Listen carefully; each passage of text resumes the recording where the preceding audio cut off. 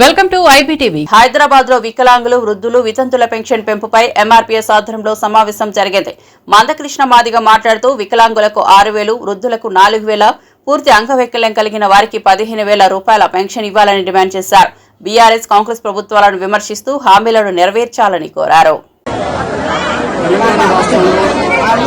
అత్యంత పేద కుటుంబాలకు సంబంధించిన వికలాంగులను, వృద్ధులను, వితంతులను, ఒంటరి మహిళలను చేయుత పరిధిలో పెన్షన్ పొందే పేద వర్గాలందరినీ రేవంత్ రెడ్డి గారి సర్కార్ నమ్మించి మోసం చేసింది.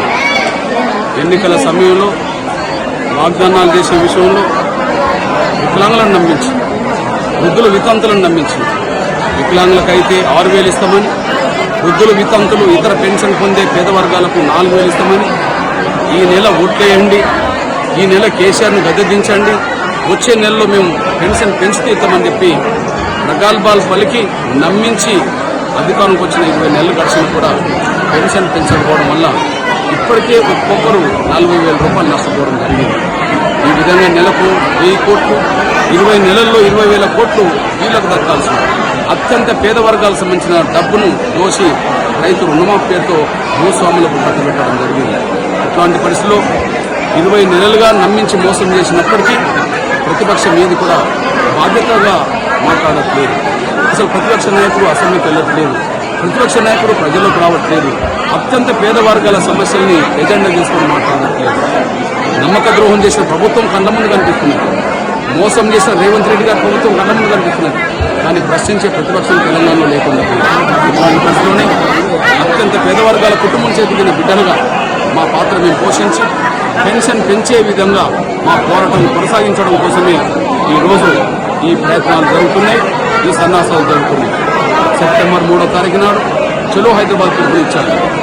వికలాంగుల పెన్షన్ 40,000 పెంచాలని, చేయుత పెన్షన్లన్నీ 4,000 పెంచాలని, పెంచుతావా లేదా గద్దె దిగిపోతావా అనే విషయం తేల్చుకోవడానికే హైదరాబాద్లో వికలాంగులు మరియు చేయుత పెన్షన్దారుల మహాగర్జన నిర్వహించబోతున్నాం.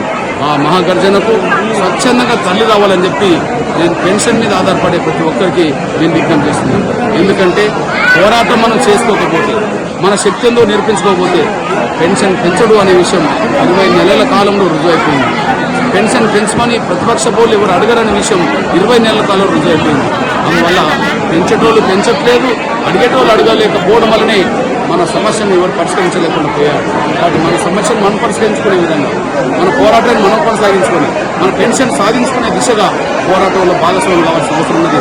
అందులో భాగమే సెప్టెంబర్ 3వ తారీఖు నాడు చెలో హైదరాబాద్ నిర్వహించబోతున్నాం కనుక తప్పకుండా ఆ సభను జయప్రదం చేసే విధంగా ప్రతి గ్రామంలో పెన్షన్ పొందే వికలాంగులు, వృద్ధులు, వితంతులు, ఒంటరి మహిళలతో పాటు ఎవరెవరు పెన్షన్ మీద ఆధారపడి బతుకుతుందో వారందరూ ప్రతి గ్రామం నుంచి స్వచ్ఛందంగా హైదరాబాద్ తరలించి మన శక్తి ఏందో చూపెట్టాల్సిందిగా, మన ఆకాంక్ష ఏందో చూపెట్టాల్సిందిగా రేవంత్ రెడ్డి ప్రభుత్వం పెన్షన్ పెంచితే గౌరవించుకుందాం, పెన్షన్ పెంచకపోతే మాత్రం గద్దె దిగే స్థాయిలో కూడా పోరాటం చేసే విధంగా సిద్ధమై రావాల్సిందిగా నేను విజ్ఞప్తి చేస్తున్నా, పిలుపునిస్తున్నా.